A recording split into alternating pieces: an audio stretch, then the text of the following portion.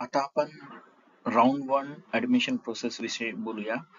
Round one admission process ही 27 तारखेपासून सुरू होत आहे. तर जे कॉलेज अलॉटमेंट झालेलं आहे ते कसं चेक करायचं आणि ऍडमिशन प्रोसेस कशी आहे हे डिटेल मध्ये मी एक्सप्लेन करणार आहे. शेवटच्या स्लाइड पर्यंत पहा, कारण की काही इम्पॉर्टंट इन्स्ट्रक्शन्स पण आहेत. ओके, तर आपल्याला अलॉटमेंट चेक करण्यासाठी सर्वप्रथम लॉग इन करायचं आहे. जे पोर्टल आहे तुमचं पुणे, मुंबई, अमरावती, नाशिक, ओके, नागपूर. तर त्यापैकी तुम्हाला जे पोर्टल तुमचे ज्याच्यावर तुम्ही रजिस्ट्रेशन केलेलं आहे त्याच्यावर तुम्हाला लॉग इन करायचंय. Log in ID, password, captcha enter करायचा आहे.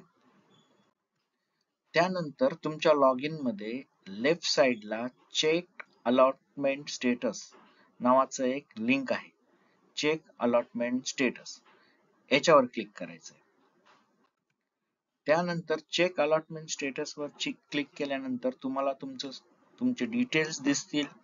त्यानंतर खालच्या साईडला अलॉटमेंट डिटेल्स मध्ये कोणतं कॉलेज अलॉट झालंय, कोणती स्ट्रीम अलॉट झालंय, कितवा प्रेफरन्स अलॉट झालाय आणि तुम्हाला ऍडमिशन कधीपासून 27 तारखेपासून 1 जुलै पर्यंत जे करायचंय त्याचं सगळं डिटेल्स दिलेलं आहे.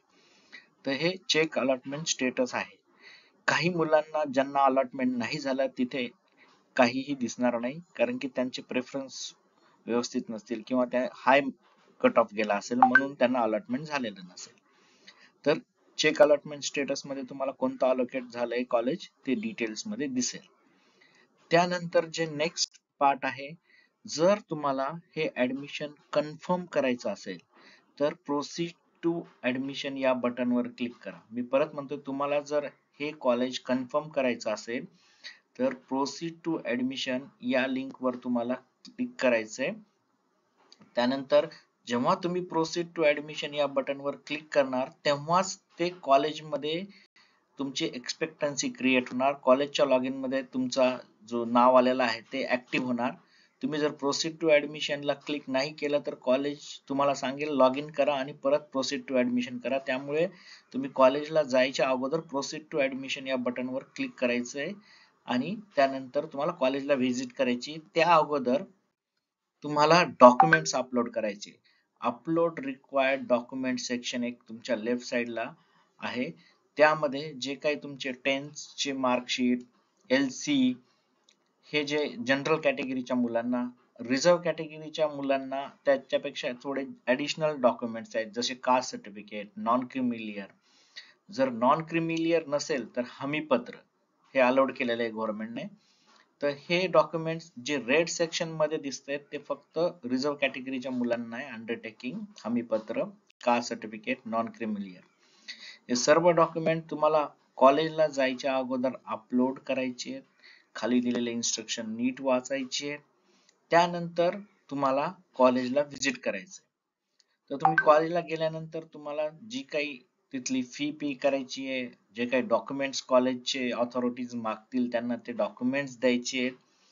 त्यानंतर कॉलेज तुमचं ऍडमिशन कन्फर्म करेल त्यांच्या लॉग इन मध्ये व एक लेटर जनरेट होईल. ते लेटर तुम्हाला कॉलेज कडनं कलेक्ट करायचंय. याचा जो सॅम्पल जो आहे तो मी इथे दाखवलेला आहे. हे लेटर तुम्हाला कलेक्ट करायचंय कॉलेज कडनं, तेव्हा तुमचं ऍडमिशन कन्फर्म समजलं जाईल. ओके, कॉलेजला जायच्या अगोदर तुम्हाला डॉक्युमेंट अपलोड करणं जरुरी आहे. कॉलेजचे ऑथॉरिटीज तुमचे डॉक्युमेंट चेक करतील. डॉक्युमेंट चेक केल्यानंतर तुम्हाला फी पे करायची आणि हे लेटर तुम्हाला कॉलेज देईल. ठीक आहे. आता तुम्हाला ओव्हरऑल जर्नी मध्ये राऊंड 0 ला कोणतं कॉलेज मिळालं, राऊंड 1 ला कोणतं कॉलेज मिळालं, याची जी समरी आहे ती अलॉटमेंट ऍडमिशन समरी या सेक्शन मध्ये तुम्हाला बघायला मिळेल. ओके, नेक्स्ट आहे, काही ज्या मुलांना अलॉटमेंट झालं नाही तर त्यांना का झालं नाही तर त्याची डिटेल्स दिसेल. सपोज त्याने एखादं कॉलेज एक दिलेलं आहे तर ते का नाही मिळालं तर त्या कॉलेजचं कट ऑफ वगैरे सर्व इथे डिटेल्स दिसेल. म्हणजे त्याची ते जी क्वेरी आहे ती रिझॉल्व्ह होईल की एखादं कॉलेज टाकलेलं आहे पण त्याचं कट ऑफ हायर होता म्हणून नाही मिळालंय. ओके, ज्या मुलांना कॉलेज नाही मिळालंय त्यांच्यासाठी एक सेपरेट व्हिडिओ बनवणार आहे. त्यामध्ये तुम्हाला ऍडमिशन प्रोसेस पुढे काय करायचं ते सगळे डिटेल्स मी एक्सप्लेन करणार आहे. काही इम्पॉर्टंट इन्स्ट्रक्शन्स आहेत. तुम्हाला जे ऍडमिशन आहे ते 27 जून ते 1 जुलैच्या ब्रॅकेटमध्ये जो टाइम पिरियड आहे त्यामध्ये जाऊन कन्फर्म करायचंय.